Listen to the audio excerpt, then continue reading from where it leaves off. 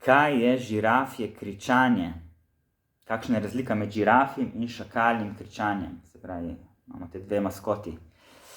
Šakalje kričanje, to pomeni, da v bistvu se zgodi, neka situacija nas strigira. Nek zunanji državljaj dostkrat, in ker spet teh svojih občutkov, magnitude svojih občutkov ne uspemo predelati, se potem odrežemo od svojih občutkov v glavo in začnemo v bistvu ventilirati te občutke ven in začnemo kričati dostkrat na neko drugo osebo, jih okrivljati, jih obtoževati. Samo enostavno, ker je ta čustven naboj premočen in ga ne uspemo pač shendlati in rabimo nekako sprostiti to napetost. Hkrati pa s pomočjo tega šakaljega kričanja v bistvu gre za nek tragičen poskus, s katerim v bistvu mi skušamo zadovoljiti neko svojo potrebo. Ampak smo pač v neki zmedenosti, preveč je nekega čustvenega dogajanja in ne uspemo vzpostaviti stik s sabo. Zato se potem ljudje derejo, kričijo, loputajo z vrati. Zato prihaja tudi do nasilja, fizičnega nasilja. Se pravi, vsak poskus verbalnega nasilja oziroma verbalno nasilje je tragičen poskus, s katerim skušamo zadovoljevati določene potrebe. Pa če si pogledamo primer iz delovnega mesta, recimo, da zamudi uslužbenec, že večkrat je zamudil na delovno mesto in potem recimo šef znori. In kaj bi lahko rekel? Kaj si ti normalen, pizdali, 100-krat sem ti že rekel, da pridi točno, mislim, enkrat ne možeš priti točno, mislim, katastrofa. Mislim, še enkrat, jaz sploh ne vem, kaj se s tabo dogaja. Enkrat faki ne možeš priti točno na to delovno mesto. Mislim, ne vem, kaj naredim, kaj ne te odpustim ali kaj ne ti naredim, kaj bomo zdaj začeli te delati? Kdo si pa misliš, da si? Mislim, kdo pa si misliš, da si, pizda, ne prideš, enkrat ne možeš priti točno? Recimo, na tak način lahko zventiliramo in gremo v nek tak obtožujoč način komunikacije z nekim sodelavcem, recimo, če smo v nekem takem odnosu, kjer nekako šef vstopa z pozicije nadmoči nad sodelavci.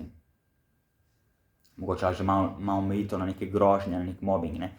In kako, če bi se recimo ta šef naučil teh veščin nenasilne komunikacije in čustvene inteligence, bi lahko, ko vidi, da ta uslužbenec zamuja, bi lahko začenjal vzpostavljati stik s svojim čustvenim svetom in predelati ta čustva, in bi se naučil alkimije teh čustev in bi lahko vzpostavil stik s svojimi potrebami, ki so v tem primeru spoštovanje, recimo nekih dogovorov, in so v tem primeru mogoče neka učinkovitost, integriteta.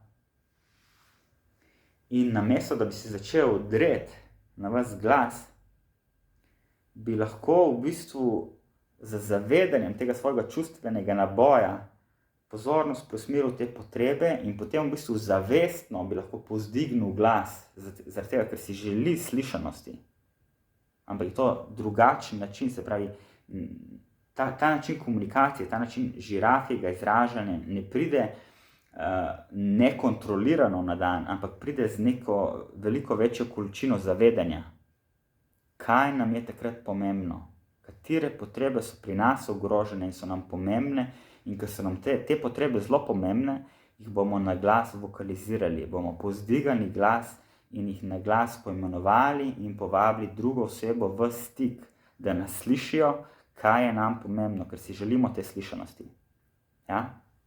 Se pravi, uporabimo pri žirafjem kričanju, uporabimo energijo naše frustracije ali pa neke jeze, bolečine za namen poglabljanja stika in za namen mobilizacije naših potreb, za namen, da povečamo možnost, da bo te naše potrebe zadovoljene in da bomo obenem lahko imeli stik tudi z drugo osebo, se pravi, da jih ne začnemo obtoževati.